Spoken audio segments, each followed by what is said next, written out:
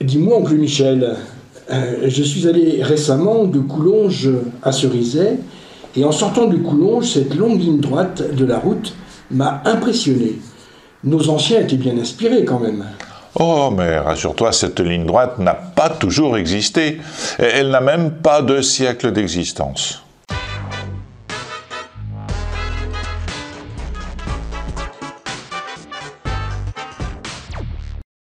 Ah bon? Dis-moi en plus. Bon, revenons à ses créations. Avant la Révolution, la route principale qui traversait le canton était celle qui conduisait de Niort à la Châtaigneraie en passant par Villiers. Elle franchissait l'Autise à Guilbault par un pont dont tu peux voir encore une arche ancienne.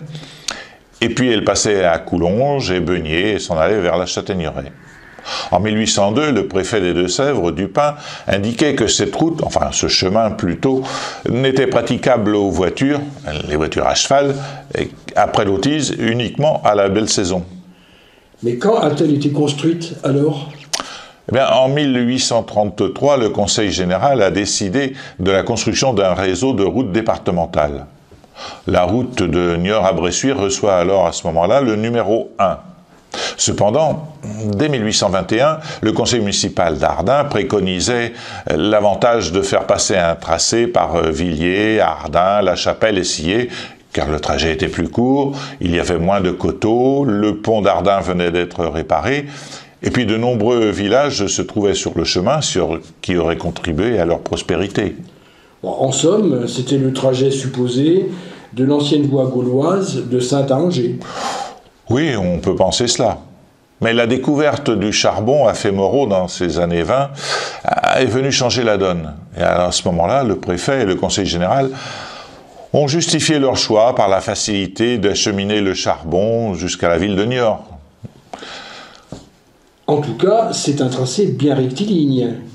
Mais attends, il n'a pas toujours été aussi droit que nous le connaissons. Des modifications sont intervenues.